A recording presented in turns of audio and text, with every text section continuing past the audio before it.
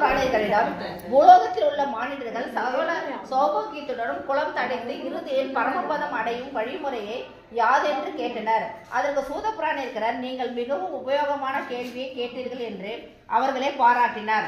ஒரு சமயம் நாரத முனிவரும் ஸ்ரீமத் நாராயணரிடம் கேட்ட கேள்வியே இதே.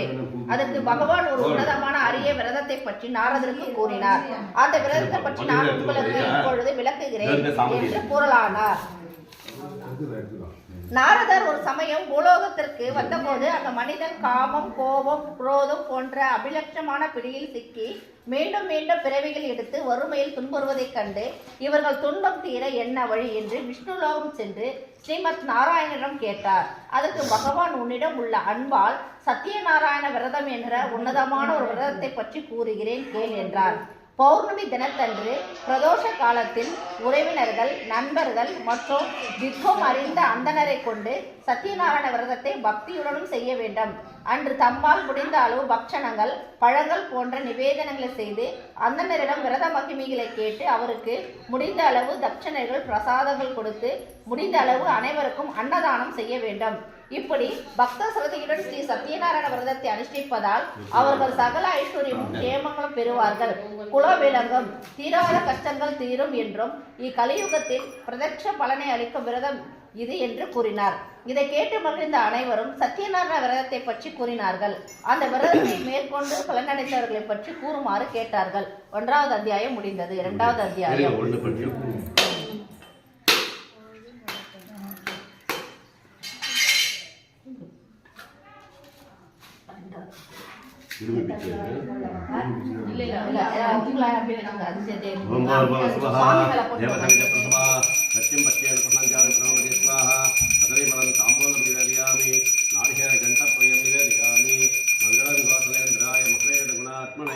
சக்கரவர்த்தி தனுராஜாயே சார்வபௌமியாய மங்களம். வேத வேதாந்த இரண்டாவது அத்தியாயம். புண்ணிய பூமியான காசி சேஸ்திரத்தில் விப்ரன் என்ற ஓர் அந்தணன் கர்மபலனால் மிகவும் துன்பமான நிலைமையில் வாழ்ந்து வந்தான். அவன் அன்றாடம் அலைந்து திரிந்து பிச்சை எடுத்து தன் குடும்பத்தை காப்பாற்றி வந்தான். பகவானிடம் மிகுந்த பக்தி கொண்டிருந்த அவன் ஒரு நாள் பசி தாகத்தால் மிகவும் களைத்தவனாய் அலைந்து கொண்டிருந்தான். பகவான் அவன் மேல் அன்பு கொண்டு கிழவன் வடிவத்தில் அவன் முன் தோன்றி, ஏன் இப்படி வாடிய முகத்துடன் அலைந்து கொண்டிருக்கிறாய் என்று கேட்டார். கிழவனின் கேள்வியில் ஒரு அன்பு உள்ளது போலும் ஒரு நன்மை கிடைக்கப் போவது போலும் அந்தனுக்கு தோன்றியது. அவரிடம், நான் பிச்சை பெற அலைகிறேன் என்று பதிலளித்தான். கிழவர் அவனுக்கு சத்தியநாராயண விரதத்தை செய்யும்படியும் அதன் முறைமையும் கூறி மறைந்தார். அதில் தெம்புற்ற விப்பரன் அவ்விரதத்தை மேற்கொள்வதாக சபதம் கொண்டு நகரத்திற்கு பிச்சை எடுக்க சென்றான். அன்று சற்றும் எதிர்பாராத விதமாக அவனுக்கு அதிவேகமாகவே பொருட்கள் திரண்டன. அதை கொண்டு உற்றார் உறவினர் அனைவரையும் அழைத்து பலவிதமான பக்ஷணங்கள், நெய்வேத்தியங்கள் செய்து மிகவும் கர்ம சிரத்தையுடன் சத்தியநாராயண விரதத்தை செய்து முடித்தான். பின்னர் அனைவருக்கும் அன்னமிட்டு பக்ஷணங்கள் கொடுத்து சந்தோஷம் பெற்றான். ஒவ்வொரு மாதமும் பௌர்ணமி அன்று பிரதோஷ வேளையில் இவ்விரதத்தை விடாது செய்து வந்தான். அவன் துன்பங்கள் விலகியது, செல்வந்தன் ஆனான். ஒரு நாள் ஒரு விறகு வெட்டி தலையில் பாரத்தை சுமந்து கொண்டு தெரு தெருவாக விறகுகளை விற்று கொண்டிருந்தான். அவன் தன் ஏழ்மை நிலைமையிலும் நேர்மையுடன் வாழ்ந்தான். பகவானின் மேல் பக்தி கொண்டிருந்தான். அவன் மிகவும் களைத்தவனாய் விப்ரன் வீட்டிற்கு முன் தாகத்துடன் நின்றான். அங்கு சத்தியநாராயண பூஜை நடந்து கொண்டிருந்தது. அனைவரும் பக்த சிரத்தையுடன் பூஜையில் ஈடுபட்டிருந்தனர். தாகத்தை மறந்து மெய் மறந்தவனாய் அந்த பூஜையை கவனித்துக் கொண்டிருந்தான். பூஜை முடிந்து விப்ரன் பக்ஷங்களையும் பிரசாதங்களையும் அனைவருக்கும் மகிழ்ச்சியுடன் கொடுத்தான். அனைவரும் விடைபெற்று சென்றனர். விறகு வெட்டி விப்ரன் கொடுத்த பிரசாதங்களை உண்டுவிட்டு அவனிடம் தனக்கு சத்தியநாராயண பூஜை முறையை கூறும்படியும் அதனால் தன் கஷ்டங்கள் தீரும் என்றும் தான் நம்புவதாக கூறினான். விப்ரன் தான் இந்த சத்தியநாராயண பூஜையை அனுஷ்டித்ததால் தன் துன்பம் நீங்கியதாகவும் கூறி விரத முறையும் எடுத்துரைத்தான். பின் விறகு வெட்டி சந்தோஷமடைந்து வீடு திரும்புவதற்குள் அனைத்து விறகுகளும் விற்று தீர்ந்துவிட்டதை எண்ணி ஆச்சரியப்பட்டான். சத்தியநாராயண விரதத்தை கேட்ட மாத்திரத்திலே அனைத்து விரதங்களும் விற்ற சந்தோஷத்தில் அப்பூஜைக்கு தேவையான பொருட்களை வாங்கி சத்தியநாராயண பூஜையை அனுஷ்டித்தான். பிரதி மாதம் விடாமல் பூஜையை செய்து வந்தான். செல்வங்கள் பெருகியது. சந்தோஷத்துடன் மனைவி மக்களுடன் வாழ்ந்து மோட்ச சாம்ராஜ்யத்தையும் அடைந்தான் என்று சொல்லி முடித்து மேலும் சத்தியநாராயண திருவிளையாடலில் ஒரு கதையை சொல்ல போவதாக கூறினார். 2வது அத்தியாயம் முடிந்தது.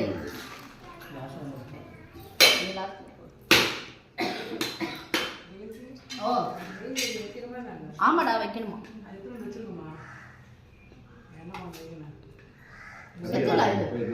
இப்பேவா நாளிகேர கேட்கும்போது நாளிகேர கண்டத்வயம் நிவேதயாமி கதலீபலம் தாம்பூலம் நிவேதயாமி விலைபகார பிரசாத பலசித்திரஸ்தோ பஞ்சாமத பிரசாத பலசித்திரஸ்தோ இந்திரியான பிரசாத பலசித்திரஸ்தோ.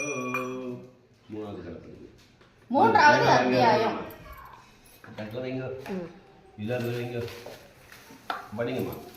மூன்றாவது அத்தியாயம். உள்முகான் என்னும் அரசன் ஒருவன் தன் குடிமக்களுக்கு வேண்டிய அனைத்து தான தர்மங்களையும் செய்து மக்களை வசதியாக வாழ வைத்தான். குடிமக்கள் அனைவரும் மன்னன் மீது அன்பு மரியாதையை வைத்திருந்தனர். நாடு சுபிட்சமாக இருந்தது. ஆனால் மன்னனின் மனைவிக்கோ புத்திர சோகம் ஆட்டி படைத்தது. தனக்கு சந்ததி இல்லை என்று மிகவும் வருந்தினாள். பிறகு சத்தியநாராயண விரத மகிமையை கேள்விப்பட்டு அந்த விரதத்தை அனுஷ்டித்து சந்தான பிராப்தி பெற்றானர். பிரதி மாதா அவர்கள் சத்தியநாராயண பூஜை செய்து வந்தனர். ஒரு நாள் பூஜை நடந்து கொண்டிருக்கும் பொழுது அங்கு வந்த வணிகன் ஒருவன், நீங்கள் என்ன செய்கிறீர்கள் என்று கேட்டான். மன்னன் தனக்கு சந்ததி இல்லாதால் சத்தியநாராயண விரதம் அனுஷ்டிப்பதாகவும் அதன் பலனாக மகன் பிறந்ததாகவும் கூறினார். இதை கேட்ட வணிகன் தனக்கும் சந்ததி இல்லாதால் தனக்கும் நாராயணன் அருளால் குழந்தை பிறந்தால் பின் தான் சத்தியநாராயண பூஜை செய்வதாகவும் கூறினான்.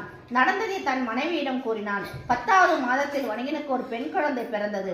வணிகனின் மனைவி சத்தியநாராயண பூஜை இப்போது செய்யலாம் என்றால், ஆனால் வணிகன் பெண்ணிற்கு திருமணம் ஆன பிறகு செய்யலாம் என்று கூறினான். காலத்தில் பெண்ணிற்கு விவாகமும் நடந்தது. பின் ஒரு சமயம் தன் மருமகளுடன் வியாபார விஷயமாக ரத்னசாகர நகரத்திற்கு சென்றான். வணிகன் வியாபாரத்தை முடித்துவிட்டு அரசனை காண தன் மருமகளுடன் ஒரு விடுதியில் தங்கினான். பிரார்த்தனையை நிறைவேற்றதாக வணிகனுக்கு பாடம் புகட்ட எண்ணி இறைவன் அவனுக்கு ஒரு துக்ககரமான சம்பவத்தை ஏற்படுத்தினார். அரண்மனையில் பொருளை திருடி கொண்டு ஓடும் திருடனை காவலர்கள் துரத்தி கொண்டு வந்தார்கள்.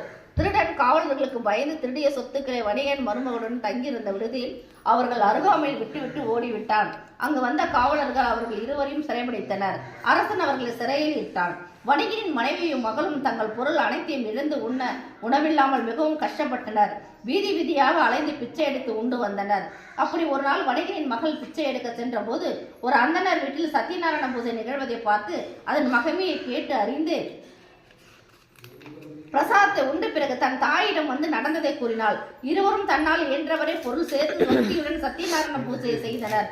அதன் பலனாக பகவான் அரசனிடம் கனவில் தோன்றி வணிகனும் அவன் மருமகனும் நிரபராதிகள் என்று அவர்களை விடுவிக்கும்படியும் கூறினார். அதன்படி விடுவிக்கப்பட்ட இருவரும் அரசனிடம் பொன்னும் பொருளும் பெற்று சந்தோஷமாக ஓடம் ஏறி தன் நகரத்தை நோக்கி புறப்பட்டனர். 3வது அத்தியாயம் முடிந்தது.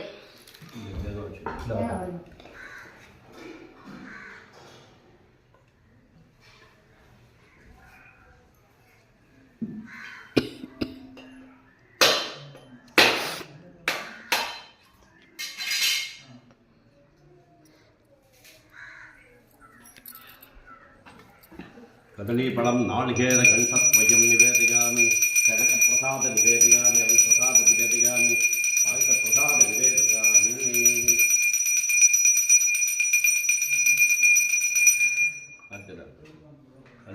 இந்த தடவை முன்னாலவே 4வது அத்தியாயம்.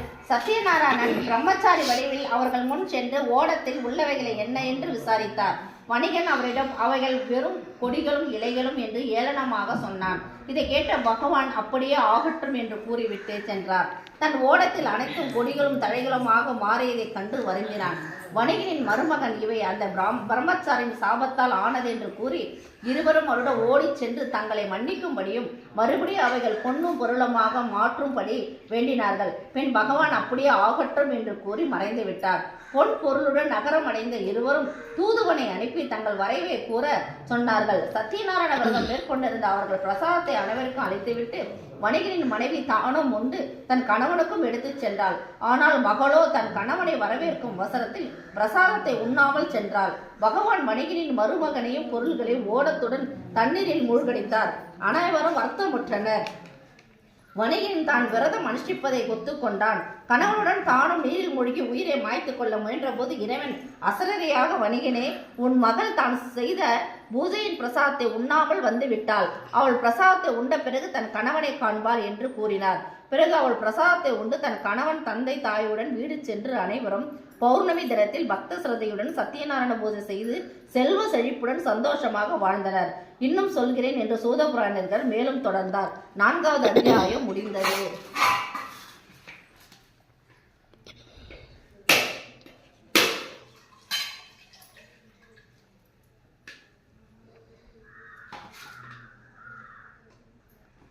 कदलीफलं नालिकेरकण्ठद्वयं निवेदयामि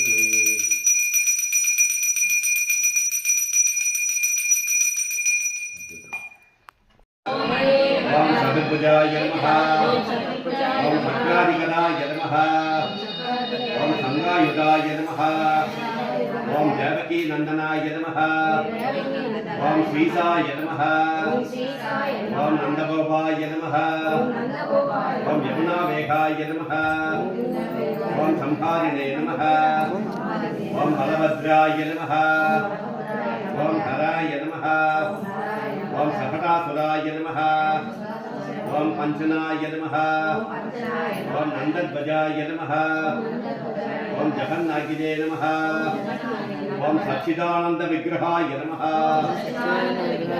ओम नवनीताय नमः ओम विदितांगाय नमः ओम नवनीत नटाय नमः ओम अनकाय नमः ओम नवनीत नमहराय नमः ओम मुकुंद प्रसादाय नमः ओम षोडशत्रे नमः ओम सहस्रेशाय नमः ओम त्रिपंकिने नमः ओम ललिताकृते नमः ओम तीर्थवे नमः ओम गोविंदाय नमः ओम योगिनां पदगे नमः ओम नारायणाय नमः ओम माधवाय नमः ओम मधुसूदनाय नमः ओम त्रिविक्रमाय नमः त्रिविक्रमाय नमः ओम श्रीधराय नमः ओम श्रीकेशाय नमः ओम पद्मनाभाय नमः ओम दामोदराय नमः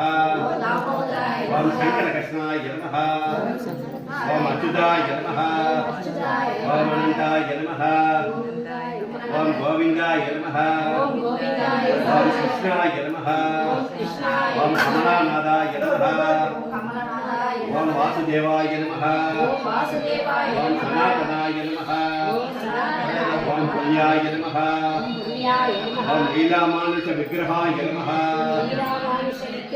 ओम श्रीवत्स कौसुभधराय नमः ओम यशोदाय नमः ओम हरये नमः प्रजापयात् जपादसमसंगास्यं काश्यपेयं महार्निधिं तमालिं सर्वपापज्ञं प्रणतोऽस्मिं दिवाहरं सूर्यग्रहप्रसादफलसिद्धिरस्तु।